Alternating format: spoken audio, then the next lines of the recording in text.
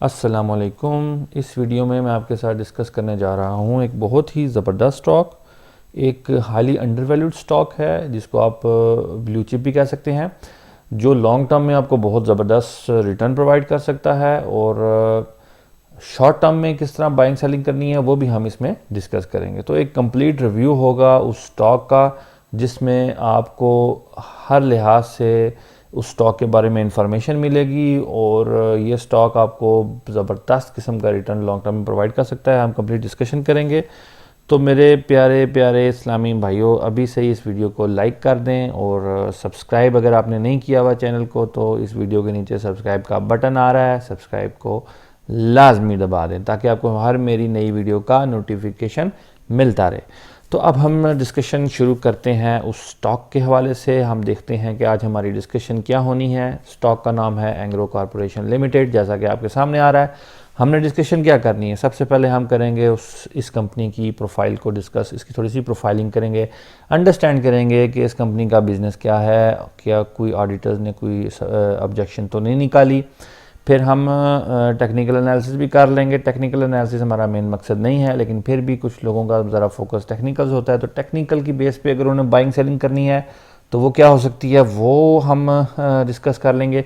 फिर हम अपने मेन टॉपिक में आएंगे जो कि है ये आइडेंटिफाई करना कि ये स्टॉक कितना अंडर वैल्यूड है और लॉन्ग टर्म के लिए इसकी क्या स्ट्रेटजी हो सकती है। तो उसमें हम डिस्कस करेंगे इसके फंडामेंटल्स को, यानी कि हम करेंगे फाइनेंशियल एनालिसिस और इन द एंड हम ये देखेंगे कि इस वक्त इस स्टॉक की जो फेयर वैल्यू है वो कितनी है और ये कितना अंडर वैल्यूड है और कितना परसेंट रिटर्न प्रोवाइड कर सकता है। तो कंप्लीट डिस्कशन होगी। हम शुरू करते हैं। सबसे पहले हम देखते हैं कंपनी की प्रोफाइल को। कंपनी की प्रोफाइल को अगर हम देखें तो अगर हम बात करें नेचर ऑफ बिज़नेस की, देखें ये जो कंपनी है एंग्रो कॉरपोरेशन बेसिकली ये करती क्या है, ये करती है इन्वेस्टमेंट्स।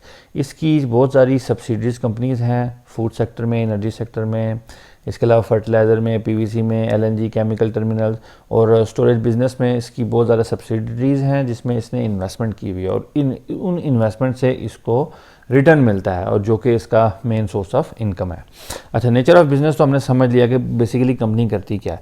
उसके बाद जब हम ऑडिट रिपोर्ट देखते हैं तो हमें ये पता लगता है, जो लेटेस्ट ऑडिट रिपोर्ट है, सबसे पहले तो इनके ऑडिटर्स हैं फर्गूसन। ये दुनिया की टॉप 1 ऑडिट फर्म है। ठीक हो गया। दूसरी बात यह कि जब आप रिपोर्ट पढ़ते हैं तो आपको पता लगता है कि रिपोर्ट में कोई ऐसी ऑब्जेक्शन नहीं है जो कि ऑडिटर्स ने रेज़ की है, यानी कि उनके लिहाज से जो फाइनेंशियल स्टेटमेंट है वो ट्रू एंड फेयर व्यू देती है, हर लिहाज से क्लीन रिपोर्ट जो है उन्होंने दी है। तो कोई ऐसा क्रिटिकल इशू नहीं है जिस पे हमारे कान खड़े हो जाएं। तो कंपनी की प्रोफाइल हमने देख ली। अब हम आते हैं ज़रा अपने टेक्निकल एनालिसिस पे। टेक्निकल एनालिसिस की बात करें तो इस वक्त इस स्टॉक की जो सपोर्ट है वो है 265 रुपीज़ पे। रेजिस्टेंस की बात करें तो रेजिस्टेंस है 296 रुपीज़ पे। अगर हम बात करें ट्रेंड की तो ट्रेंड इस वक्त है अप ट्रेंड जो है उस वक्त चल रहा है। ये वीकली बेसिस पे मैंने ये असेसमेंट की है। अगर हम आरएसआई की बात करें डेली बेसिस पे तो आरएसआई जो है वो इस वक्त 44 रुपीज़ पर मौजूद है।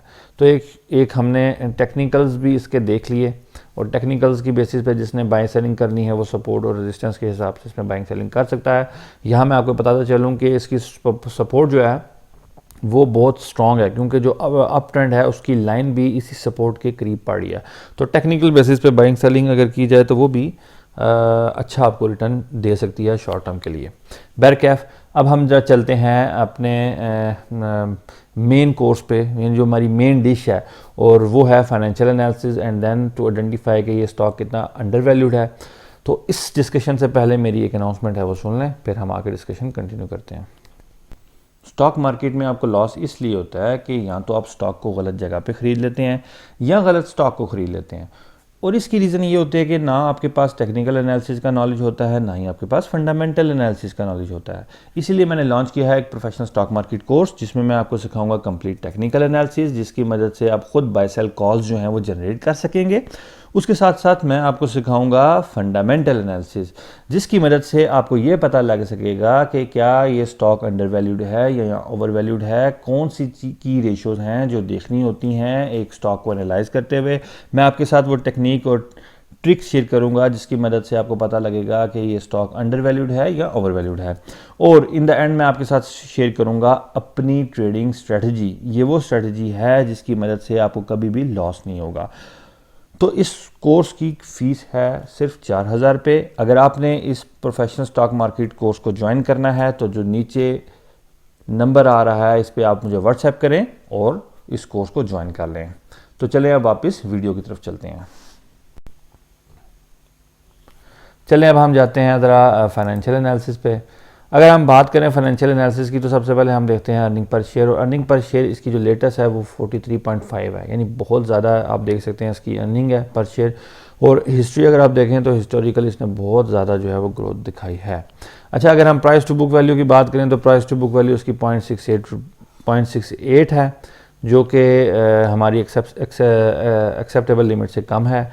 एक्सेप्टेबल लिमिट हमारी 1.5 होती है। प्राइस टू बुक वैल्यू के बाद अगर हम बात करें प्राइस टू अर्निंग रेशो की, प्राइस टू अर्निंग रेशो जो है वो 6.37 है, जो कि हमारी एक्सेप्टेबल लिमिट से काफ़ी नीचे है, यानी 15 हमारी एक्सेप्टेबल लिमिट होती है, उससे नीचे है। एक और अच्छी चीज़ है। अच्छा, डिविडेंड की बात करें, yes this stock is dividend paying stock, it has a history of paying dividend. अच्छा, अगर हम बात करें कैश फ्लो पर शेयर की तो बहुत अच्छा कैश फ्लो पर शेयर है जो कि 134 है। बुक वैल्यू की बात करें तो स्टॉक की बुक वैल्यू जो है वो है जनाबे वाली 407 रुपये, जो कि बहुत ही अच्छी है। ये सारी चीज़ें मैंने अपनी ये यानी कि book value, price to book value, price to earning ratio, इसको कैसे आइडेंटिफाई करना है, असेस कैसे करना है, ये सारी मैंने अपने जो स्टॉक मार्केट कोर्स है उसमें भी डिस्कस की है डिटेल में, ताकि आपको अंडरस्टैंडिंग हो।